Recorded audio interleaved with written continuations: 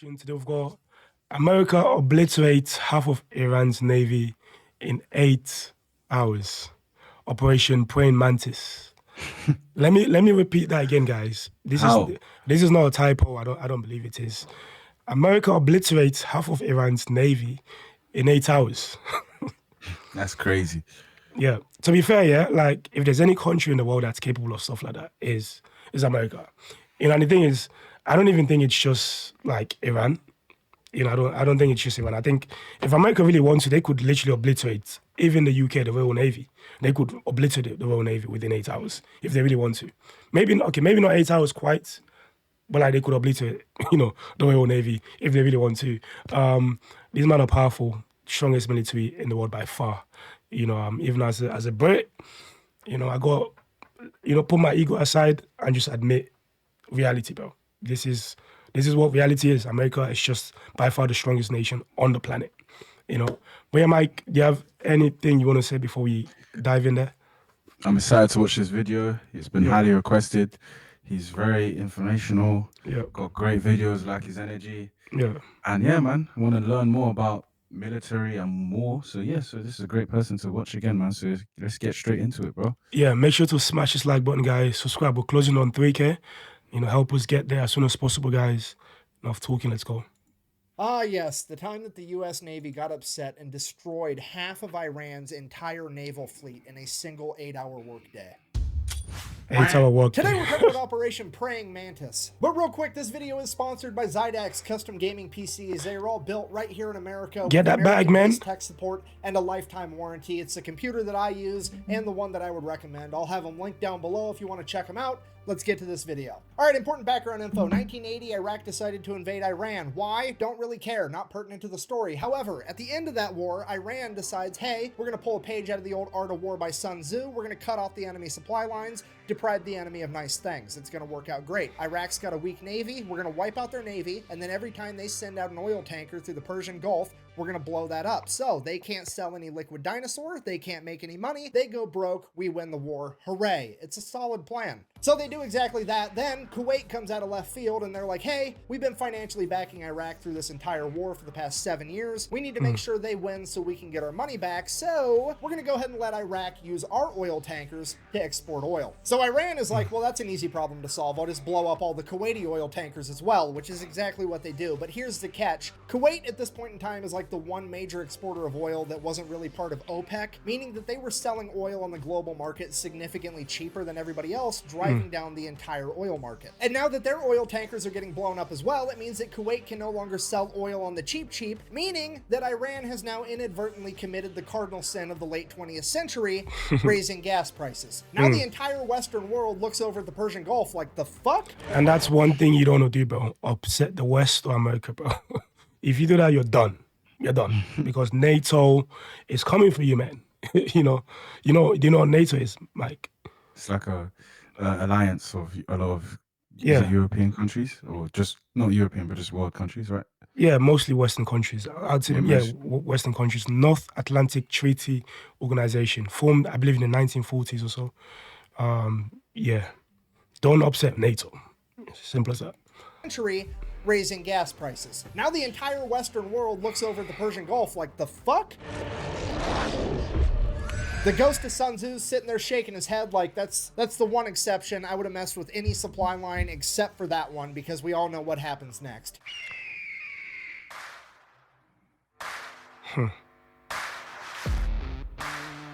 Yeah, America then proceeds to assemble the largest naval convoy operation since World War II, send them into the Persian Gulf to protect Kuwaiti oil tankers. It is at this moment that Iran should have been like, well, that's unfortunate, time to figure out plan B, because this obviously is not going to work out. However, they decide that they're going to double down. What they're going to do is they're going to take a bunch of magnetic underwater mines, and they're just going to spread them out all over the Persian Gulf in international waters, and Big mistake. that's not going to have any consequences at all. So fast forward, April 14th, 1988, the USS Samuel B. Roberts, a guided missile frigate, which is basically brand new at this point, this is like its first big operation, is out there escorting a Kuwaiti oil tanker, and it runs into a minefield, hits a mine, blows up the keel of the ship. The Oh keel my God. is this bottom part right here. It like supports and stabilizes the structure of the entire ship. and it gets blown completely in half. At this point, the only thing holding this boat together is the actual deck. 1 second, everything's fine. The next second, there's a 15-foot wide hole in the bottom of your ship. Everything's on fire and water is rushing in. The USS Samuel B. Roberts took on half of its weight in water in the first minute. This is a catastrophic amount of damage that would sink 99% of ships, but as fate would have it,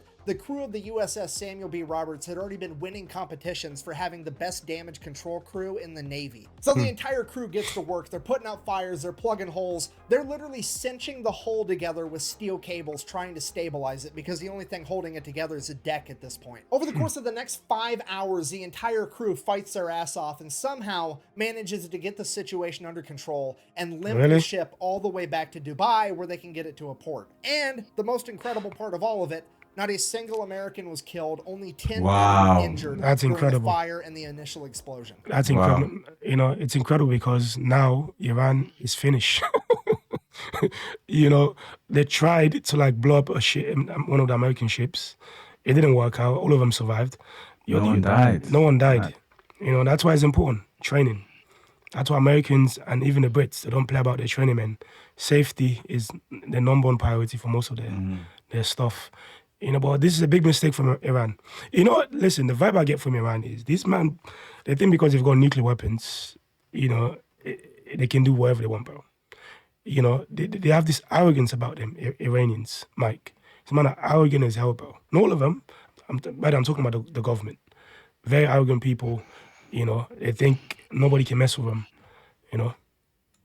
This is America we're talking about, though. Only 10 men were injured during the fire and the initial explosion. So the crew survived, the boat's basically completely destroyed. Then America sends in an underwater crew, figure out what happened. They find the remnants of the mine. They check out the other mines. Yep, they're Iranian. At this point, now somebody has to inform the president because this is a big deal. And the president at this point in time is, let me check my notes, fucking Ronald Reagan. I'm from the government and I'm here to help. So they go ahead and they brief Ronald Reagan on everything that happened. He's super happy that everybody survived. And he's like, okay, well, here's what we're going to do. We're going to issue a proportional response. And what the U.S. Navy heard was awesome. All right, so here's the plan. Iran currently has 3 oil rigs in the Persian Gulf that are not being used for drilling oil, but as military bases for their naval operations. So the U.S. Navy is going to go ahead and take out all 3 of those. Now, I don't really know what the guided missile frigate to oil rig exchange ratio is, but we're going to go ahead and err on the side of caution and say that it's not quite proportional enough yet.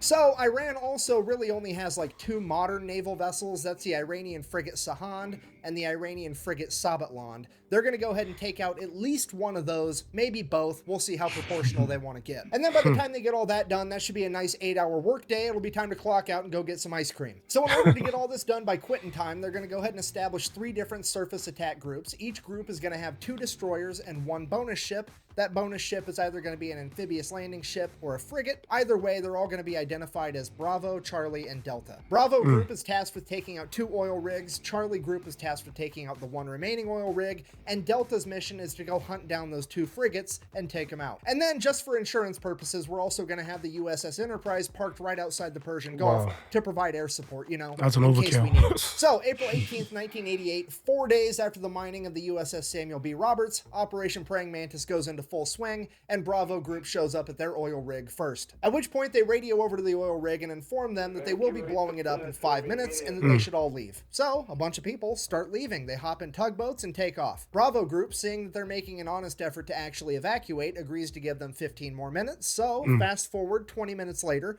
they send out another radio message, hey, time's up. They then fire the 5-inch guns right over the top of the oil rig with the rounds set to airburst, hopefully scaring off any stragglers. And it is at this point... You know, I think they gave them a warning, though, right? To evacuate. Most other countries, or at least a lot of other countries, no warning. Wouldn't do that. They would just bomb. They would just bomb you, bro, and that would be the end of it. You know, but at least America gave them a warning. You know, they were nice enough to say, you know, get out before we finish you guys off. You know, with the rounds set to airburst, hopefully scaring off any stragglers. And it is at this point that some Iranian military member decides that he is going to audition to be the main character of this story because he hops on a 23mm anti-aircraft gun and opens fire on Bravo Group. And without skipping a beat, one of the 5-inch guns on one of the destroyers just goes, poof, and just fucking direct hit smokes this dude. Barely touches the rest of the oil rig. This guy Definitely not the main character, but the silver What's an lining, he idiot? at least made it into the credits as Baloney Miss Cloud number 1. Now, obviously, I'm paraphrasing here, but at this point, Bravo Group radios over to the oil rig one last time, something along the lines of, hey, does anybody else need to find out what it's like to chew 5 gum? Or are you fuckers ready to quit? The oil rig finally radios back and is like, yeah, please cease fire. We're gonna leave. So all the Iranian military members leave. Bravo Group decides to open up on it for a little bit with the 5-inch guns before sending over a couple of Hueys full of Marines. The Marines hop out, place some demo charges, hop back on the helicopters, take off. The entire oil rig blows up, and already things are getting more proportional.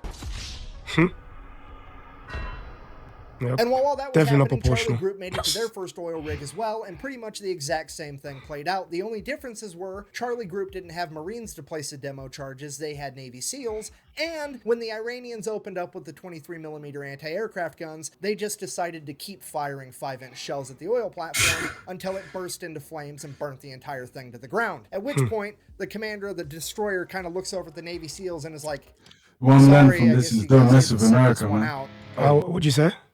What I'm learning from this is just don't mess with America, bro. Yeah, anyone with a common sense would know that America is just too powerful, bro. It's not worth it, bro. It's not worth it. It's like when you're in a club and there's a big guy and then someone's drunk and wants to fight the big guy. You just look at him like, bro, Yeah. it ain't worth it, man. Or even like, You're for gonna example, like you got your girl and a very big guy comes and takes your girl. Like, what'd you do? Any reasonable person Just walk away. will just walk away and say, you know what, you can have her, man. Have her. You know, my safety is more important, isn't it? You know, but like, You don't want to embarrass yourself twice, bro. yeah, but the thing is, like I said before, Iran, these men are very, very arrogant, but they think because they've got nuclear weapons, they can do whatever they want. But they can't. You know, that's what I'm saying. Over at the Navy SEALs and is like, sorry, I guess you guys get to sit this one out. Oh, mission got canceled? Good. And while all that's going down, Bravo Group's already making their way over to the third oil rig, at which point they pick up something on radar, and it's definitely another enemy ship headed right towards them. And at this point, you have to remember, this is the late 1980s. None of the American sailors have seen naval warfare on this scale. The pucker factor is on. They are getting harpoon missiles ready, and they are about to get in like one of the biggest naval fights since World War II. At which point, whoever's in charge of Bravo Group decides to take a deep breath, and they're like, okay, let's send up a helicopter real quick just to verify that it's actually an enemy ship. So the helicopter goes up, radios back to Bravo Group. It's definitely a warship, but it's a Soviet destroyer. At which point everybody's like, what? What is happening right now? So they radio over to this Russian destroyer and they're like, what are your intentions? And the Russian commander radios back in broken English. I swear to God, this is a real quote. I'm just here to take pictures for history. Look, I know that I bash on the Soviet Union and communism every single chance I get, but this time around, I gotta give it to them. These guys know how to party. Just straight up rolling into the middle of the largest naval operation since World War II to eat popcorn and watch. It's incredible. At this point, Iran finally figures out that there's something going on, but they don't really know what, so they just begin attacking any ship they can find, and the first ship they found was a civilian cargo ship called the Willie Tide, that they begin attacking with Boghammer-style speedboats. So the Willie Tide radios for help, the USS Enterprise responds by sending up a bunch of A-6 intruders, as well as F-14 Tomcats. The A-6 intruders show up, start dropping cluster bombs, they end up hitting one of the speedboats and scattering the rest. The civilian cargo ship is saved, hooray. Cutting back to Charlie Group, now there's an Iranian fast attack ship coming right at them. So they radio over like, hey, yeah, we're kind of going around blowing up all your stuff, but also we've got a very specific list. You're not on it, so how about you just go away and we'll forget we saw you. The Iranian fast attack ship messages back, sounds good, we'll do that. And then they just keep driving right towards them. And then this Iranian fast attack ship gets within like 15 miles of Charlie Group, which is like point blank range for a naval battle. Charlie Group radios again, dude, what are you doing? To which they respond, I'm following orders. And then they proceeded to lock their radar on Charlie Group, which Charlie Group can see. At which point Charlie Group immediately launches 5 missiles directly at the Iranian vessel. The Iranian vessel fires a harpoon missile back at Charlie Group. Both groups now have missiles in the air screaming towards one another. The Americans launch countermeasures, shooting up chaff rockets that end up catching the harpoon missile, detonating it in midair. The Iranian vessel, on the other hand, did not have any countermeasures capable of stopping the newer technology behind the American missiles, and it would end up getting sunk pretty much immediately. Then before... I mean, you could say they deserve it, man. Because they've been given so many opportunities to surrender. Retreat. but they're so stubborn, man. Just give it up, man. You're not gonna win. You know. This is What's very the interesting, problem? man. I'm even enjoying this one more than the first one, bro. Really? Proper learning, yeah. Yeah. No, these guys are he's a very good storyteller, man. Very good at narrating and stuff like that. You know. Technology behind the American missiles, and it would end up getting sunk pretty much immediately. Then, before anybody can really even fully digest what just happened, radar picks up 3 Iranian F-4s screaming towards Charlie Group. Charlie Group then turns, fires a bunch of surface-to-air missiles at the F-4s. The F-4s see them coming. They're like, oh shit. They pop a U-turn and try to outrun them. F-4s, while they are extremely fast, can't outrun missiles, so one of the missiles ends up blowing a wing off one of the F-4s. Now America has taken out an entire naval vessel and an F-4 that they did not plan on taking out, and it's throwing off all of our proportions. And because of that, American leadership orders Bravo Group to stand down. We're not going to go take out that third oil rig. And right as soon as that order gets given out, Delta Group chimes in, is like, hey, we found that frigate we were looking for. So now nobody knows what to do, because on one hand, things are already getting out of control, but on the other hand, we really want to take out these frigates. So American leadership decides, well, we might not even have to make a hard decision. Maybe that's not even the frigate and the radar's wrong.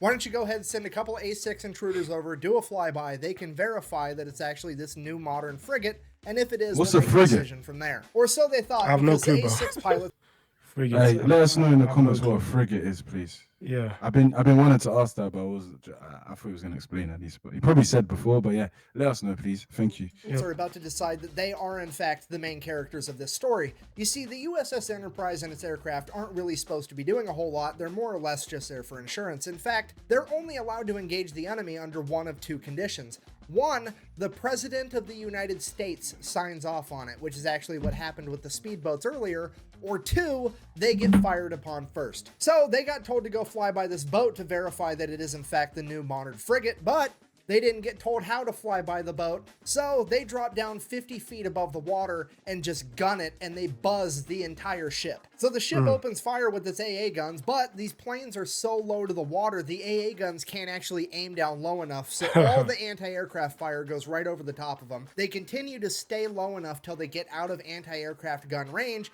and then they pull up, at which point the ship launches a bunch of surface-to-air missiles at them. They drop chaff as a countermeasure, takes care of those, no big deal. They then go around, do a U-turn, send a radio message to this frigate, I'm going to sink you now. Which they can now legally do, because remember, the ship fired on them first. Yep. Self-defense. So the A6 fires an anti-ship harpoon missile, and the second they pull the trigger on that, the fire control team from the USS Enterprise is like, what the fuck are you doing? We're not supposed to be killing things yet. And the A6s are like, look, they fired at us first. Them's the rules. And the USS Enterprise is like, holy shit, okay, I guess. Let them have it. Then the harpoon missile finally makes impact. It's a bullseye. The A6s do a U-turn, go, drop another 500-pound laser-guided bomb right through the deck of this frigate, fly past it, do another U-turn, come back, drop a 1,000-pound bomb on it. Then they radio over to the Enterprise and like, yeah, it's definitely gonna sink. We're gonna head back. So the A6s take off, headed back to the Enterprise, and like 5 minutes later, Delta Group shows up with their warships and begin firing on the already sinking frigate. They hit the magazine, the frigate explodes, rapidly sinks to the ocean floor. At this point, naval leadership is like, okay, Jesus Christ, everybody stop killing things. We need to figure out what all happened. We got to keep this proportional, remember. So they start radioing back and forth. Everybody's figuring out what everybody did, if anybody's hurt, what's going on, the whole story. And then as the A6s are making their way back to the USS Enterprise, guess what they happen to fly past? The other modern frigate. So now the entire US Navy's looking at this last frigate like SpongeBob looking at a jug of water. I don't need it. I need it! But also, like, realistically speaking, the A6s are pretty much out of ammunition. The only thing they have left are 2,000-pound bombs, and those just aren't going to be enough by themselves without a harpoon missile to take down this ship anyways, so they really are just going to fly by and verify that it's the modern frigate. So the A6 intruders go ahead, they do their flyby. It is in fact the new frigate that they thought it was, and it does in fact open fire on the A6s. A6s make it out completely unscathed, at which point they pop a U-turn, and one of the A6 pilots is like, It's the bullseye womp rats in my T-16 back home. So the A6 pulls up, gaining altitude, and then dives down, aims its nose right at the frigate at like a 35-degree angle. They're doing a good old-fashioned dive bombing run like it's fucking World War II. The AA guns start firing. There's bullets whizzing past the plane, but they're committed now. They're closing in, closing in. The bombardier behind the pilot lets the pilot know, hey, I'm locked on. At which point, bombs away, the pilot pulls up, and the bomb goes right down the fucking smokestack of this boat. Blows up, completely destroying the entire engine room. That frigate is now dead in the water with no power. I think a frigate is like a battleship. Battleship, yeah, probably. Yeah, Like a makes battleship, yeah, I think. sense. Yeah. A6s go ahead and radio in that they have completely disabled this frigate, at which point the American leadership calls a complete ceasefire. They're going to go ahead and let that frigate survive, get towed off, potentially be repaired. With the US Navy having effectively disabled or destroyed over half of Iran's functioning navy, the US military decides to call it a good day, ends Operation Praying Mantis. We all get to live happily ever after. Except, later that night, Iran decided that they wanted to fight a little bit more, and they... You see, Mike, you see what I'm saying about Iran? You see what I'm saying about these people, bro? They think, yeah, a lot of them. I've watched a documentary about Iran, and some of them hate America, bro. You know, I saw this documentary on YouTube where like a 10-year-old Iranian kid saying he wants to kill Americans. This man hates Americans. I don't know what the issue is, bro. I don't know why. Not even just Iran, actually. A lot of those Middle Eastern countries hate America, bro. It's probably taught by the parents, by everyone to hate America. So Yeah. if a 10-year-old is saying that, it's something like racism. It's brainwashing, bro. It's Brainwashing. like racism is taught by the parents, bro. You're Yeah. not born racist. No one's born racist, bro. It's something that's taught. So, Yeah. For sure. They're definitely being brainwashed and indoctrinated by their parents to hate America, which is really, really sad. Really, really sad. But again, coming to what I was about to say, you know, give it up, man. These Iranians don't want to give up. Give it up. You're not going to win this. You're not going to win a battle against America. America is just too powerful. America can take on the whole world and probably still win. So, you know, so having a battle with Iran is nothing for them. They can finish you guys off. Yeah, they can finish Iran off in a few days. The entire country can be wiped off the face of this planet within a few days. Trust me. Except, later that night, Iran decided that they wanted to fight a little bit more, and they launched a bunch of Silkworm anti-ship missiles at American vessels. Luckily, no American vessels were actually hit. However, this is now a huge political problem because America has been mad at the fact that Iran even had Silkworm missiles for years at this point, and the American government has made it very clear to Iran that if they ever used them, they would be going to war with America. Period. That's Which is the end of stone. Iran. So the Reagan administration, not wanting to kick off World War III in the 1980s, reaches out to the Iranian government and is like, here's what's going to happen. You're going to go ahead and admit that that was an accident. I'm going to sweep it under the rug and we're never going to talk about it again. Because if this makes headline news and the American people find out, I'm going to have to get real proportional around here. So Iran's like, okay, fine, whatever. It was an accident. Let's sweep that whole thing under the rug. But I am still going to take America to international court to try to prove that it was a war crime to take out my oil rigs. That way I can get reparations and make America pay for it. So they go to international court. They lay out the case. The international court is looking at America like, okay, well, first of all, you're the fraction people. I don't know how you think that this is proportional, but it definitely wasn't. Second of all, according to the Amity Act, you absolutely should not have attacked their oil rigs. This is probably a war crime. At which point the representative for America is like, well, actually, if you read the Amity Treaty between Iran and the United States, it only talks about ships and boats. It don't say shit about oil rigs, meaning I wasn't obligated to not attack those oil rigs. At which point the court is like, hold on. They found a loophole. Fucking, he's right, son of a bitch. Okay, well, I guess America's innocent, because I've said it once and I'll say it again. It's never a war crime the first time. And now for the best part of the entire story. America now proceeds to go over to Dubai, pick up what's left of the USS Samuel B. Roberts, tow it all the way back to Maine, then take the ship out of the water, get it in dry dock, cut out the entire damaged section of the ship, including the engine compartment, build another module to fit in its place. This thing weighs like 300 tons. They jack it up, weld it right where it's at, get everything rehooked up, reconnected. This boat is back out on the ocean 1 year later on April 1st, 1989. Wow. It then goes on to get recommissioned and serves in the Navy until 2015. I mean, playing Battleship against America's gotta suck, right? Like, haha, I've sunk your frigate. And America's like, first of all, no, you didn't. Second of all, fuck your entire Navy as it picks up your board and just throws it at the wall. So in conclusion, if you do ever find yourself being the leader of a foreign nation one day, the best advice that I can possibly Don't give mess you with is the A, US. do whatever you can to not raise gas prices, and B, whatever you do not fuck with America's boats. We do not like that shit. Thank you Yep. for watching. Best way to support the channel is like, comment, subscribe. Maybe go buy some merch at thefatelectrician.com. Quack bang, out. Yeah, this guy's badass as hell, fam. He's the a way guy, man. the way he talks, bro. It's just typical American, Proud. man. You know. But yeah, Mike, what's your takeaway from the vid? What did you One learn? real story, man. I learned that don't mess with America, bro. No, And you got Iran- you got to go into more details. But what's one thing that you learned, bro? Iran's baby food for America, bro. Like they could take out your whole country within a couple hours, and they were even being peaceful, bro. And they were literally telling them to evacuate before they did anything. So they weren't even they weren't even trying, bro. Like it was just light work for them. This is just a drill to them, bro. Yeah. But yeah, You know, one thing that stood out for me, is how well trained some of these American Navy people are, bro. You know, remember one of the battleships ships got bombed, but yeah, they still found a way to patch it up, you know, and make sure everyone survived.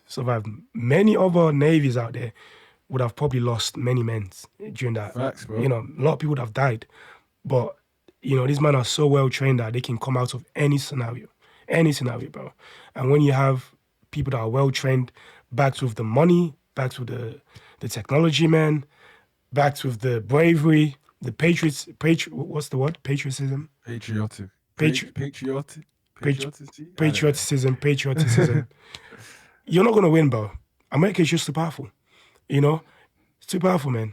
You know. Yeah, man. Yeah, that was America obliterates half of Iran's navy in 8 hours, man. Operation Praying Mantis. I'm sure they were praying Iran during that period. You know. But yeah, if you guys like the reaction, man, make sure to smash this like button. Let us know your thoughts in the comments below. Don't forget to like, comment, and subscribe.